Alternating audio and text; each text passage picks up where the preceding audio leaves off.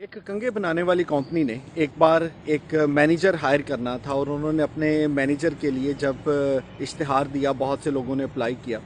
Interview के बाद उनको एक काम दिया गया और कहा गया कि आपको एक छोटा सा काम करना है और वो काम ये है कि आपने फ़लाँ जगह पे जाना है और उस कंपनी का जो मालिक है उसको कंघा बेचना है। अगर आप कंघा बेचने में कामयाब रहे तो आपको ये मुलाजमत मिल जाएगी। अब वो शख्स जो था जिसके पास जाके उन्होंने कंघा बेचना था, उसके पास जब पहला शख्स पहुंचा, मुलाकात के लिए वक्त लिया, तो मुलाकात का वक्त लेने के बाद जब मुलाकात हुई तो पता चला कि उस शख्स के सर पर बाल नहीं है। उसको बड़ी शर्मिंदगी हुई और उसने सोचा कि ये शख्स जिसके सर पर बाल नहीं है, अगर मैं इसे कहूँगा कि कंघा ख़रीद लो तो शायद ये मुनासिब नहीं होगा। सो वो बात किए बगैर वापस आ गया और उसने आके अपने मालिक से कहा, उसने कहा जी कि मैं ये टास्क मुकम्मल नहीं कर सकता क्योंकि जिस शख्स के पास भेजा है उसके सर पर तो बाल नहीं है, कैसे मुमकिन है कि मैं उसको कंघा बेचूं। दूसरा जो उम्मीदवार था उसको कहा गया कि भाई जाएं, किस्मत आजमाएं।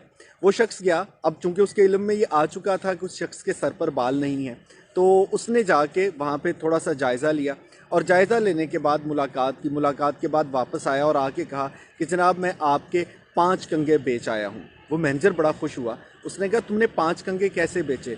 तो वो कहने लगा कि मैंने उनसे कहा कि साहब आपके जितने भी मुलाजमीन हैं जब वो आते हैं तो लिबास तो बहुत अच्छा पहनना होता है, तैयार होके आते हैं, लेकिन मोटरसाइकिल पे आने से, सवारी पे आने से बहुत से लोगों के बाल उलझे हुए होते हैं। क्या ही अच्छा होगा कि आप ये कंघे रख लें और ये अपने ऑफिस में लोगों को कह दें कि आके अपने बाल ठीक कर लिए करें। उसको मेरा आइडिया पसंद आया, उसने 5 कंघे खरीद लिए।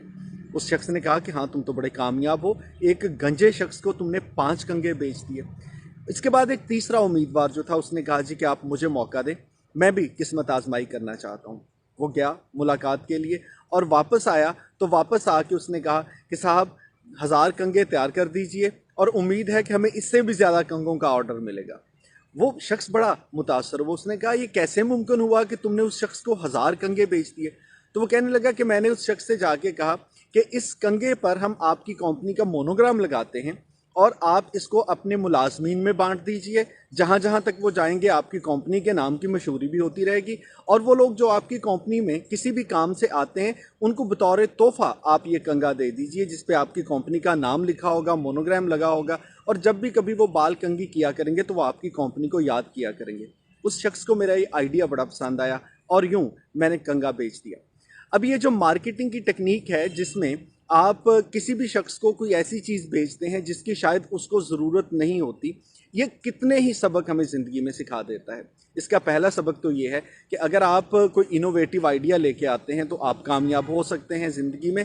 हमने बहुत सी लोगों को ऐसे देखा कि जब लगा कि यार काम नहीं हो सकता तो दे केम अप विद आइडिया और आइडिया की वजह से वो कामयाब हो गए।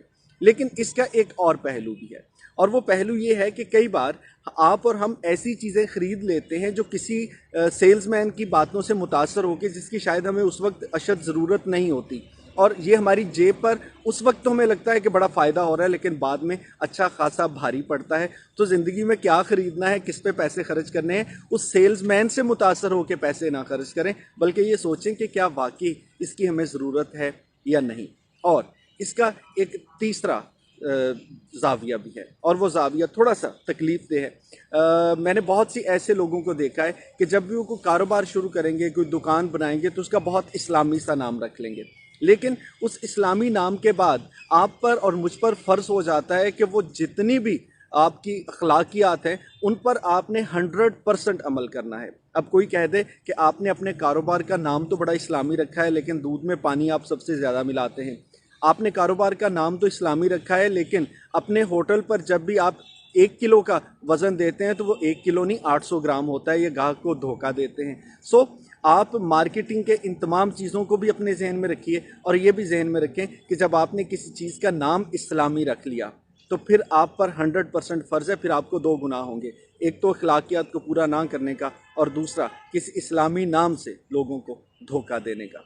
अल्लाह ताला हमें इस काबिल बनाए और अल्लाह ताला हम पर अपनी रहमत करे कि हम अखलाकियात की पाबंदी कर सकें। शुक्रिया।